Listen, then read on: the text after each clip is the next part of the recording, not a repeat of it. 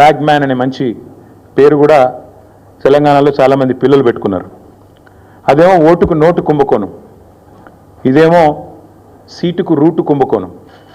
ఇదేదో ఊరికే అనట్లేదు సీటుకు రూటు కుంభకోణం అని. స్పష్టంగా రేవంత్ రెడ్డి గారి గురించి నేను చెప్పడం కాదు, ఈరోజు మంత్రిగా ఉన్న కోమటిరెడ్డి వెంకటరెడ్డి గారే ఓపెన్గా బహిరంగంగా పత్రికా సమావేశంలోనే చెప్పినారు. ఈయన 50 కోట్లు పెట్టి పిసిసి అధ్యక్ష పదవి కొనుక్కున్నాడు అనే మాట ఆ రోజు స్వయంగా ఈనాటి మంత్రి ఆనాటి ఎంపీ కోమటిరెడ్డి వెంకటరెడ్డి గారు చెప్పిన మాట. కానీ సరే, వెంకటరెడ్డి గారు చెప్పిన దానికి ఆ రోజు ఆధారాలు లేకపోవచ్చు, కానీ ఈరోజు ఆధారం ఉంది అంటూ ఎన్ఫోర్స్మెంట్ డైరెక్టరేట్ వారు ఛార్జ్ షీట్లో స్పష్టంగా ఎవరు డబ్బులు ఇచ్చారు, ఏ పొజిషన్ అమ్ముకున్నారు, ఎన్ని డబ్బులు ఇచ్చారో కూడా స్పష్టంగా చెప్తా ఉన్నారు.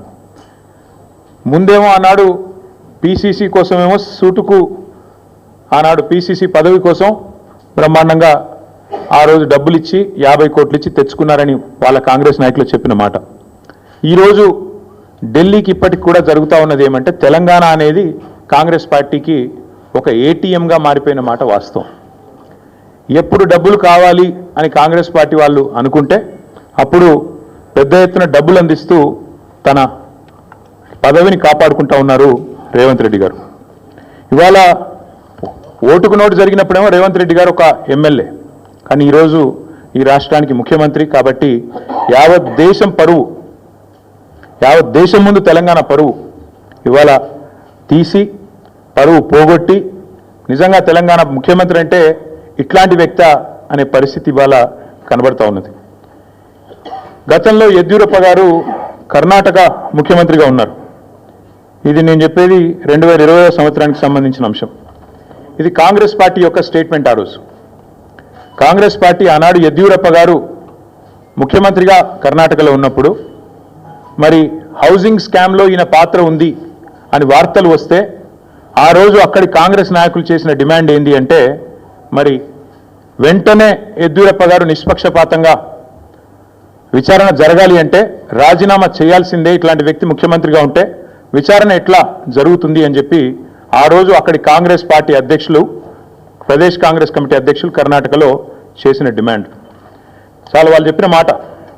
The Karnataka Congress on Thursday demanded that Karnataka Chief Minister B.S. Yediyurappa either resign or be sacked to ensure a fair investigation against him in 2019 corruption case. ఇది కర్ణాటక కాంగ్రెస్ మాట, నా మాట కాదు. ఒక విచారణ ఎదుర్కోవాల్సి వస్తే ముఖ్యమంత్రి గారు ఈదర్ ఈ షుడ్ రిజైన్ వాలంటరీలీ, స్వచ్ఛందంగా తప్పుకోవాలి, లేదా ఆయనను అర్జెంటుగా తొలగిస్తేనే నిష్పక్షపాతమైన ఎంక్వైరీ జరుగుతుంది అనే మాట వారు చెప్పిన మాట. ఇవాళ మేమంటుంది కూడా అదే. 4 కోట్ల ప్రజల ముందు ఇవాళ ఆ ప్రజలకు నాయకత్వం వహించే నాయకుడిగా అక్కడ కూర్చున్న వ్యక్తికి తప్పకుండా నిజాయితీ ఉంటే, నైతికత ఉంటే వెంటనే అయితే రేవంత్ రెడ్డి గారు స్వచ్ఛందంగా తప్పుకోవాలి, లేదా కాంగ్రెస్ పార్టీ పెద్దలు స్పందించి తప్పకుండా వెంటనే వారిని రాజీనామా చేయించి నిష్పక్షపాతంగా విచారణ జరగడానికి సహకరించాలని మేము కూడా డిమాండ్ చేస్తూ ఉన్నాం. రేవంత్ రెడ్డి గారు మాటల ముఖ్యమంత్రి కాదు, మూటల ముఖ్యమంత్రి అని మరొకసారి తేలిపోయింది దీంతో.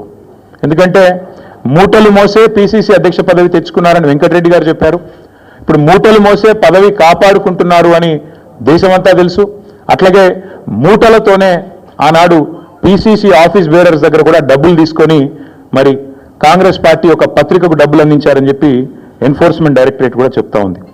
ఇప్పుడు మాకు కూడా అర్థమవుతుంది, ముఖ్యమంత్రి గారు ఇవాళ విజయవంతంగా 44సారి ఢిల్లీ పోయారంట. 16-17 నెలల్లో 44సారి ఢిల్లీకి పోయి ఒక అరుదైన రికార్డు ముఖ్యమంత్రి గారు అయితే సృష్టించారో ఇప్పుడు మాకు అర్థమైంది ఎందుకు పోతున్నారో ఢిల్లీ.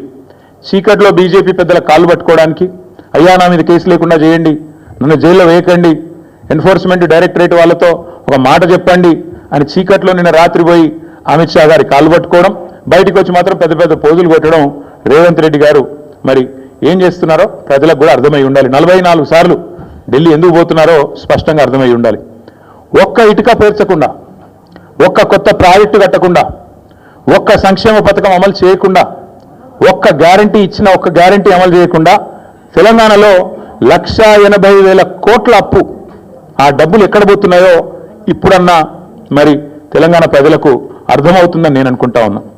గత సంవత్సరంన్నర కాలంగా తెలంగాణ ప్రజల సంపదను దోచి తెలంగాణను ఏటీఎంగా మార్చి ఢిల్లీ బాసులకు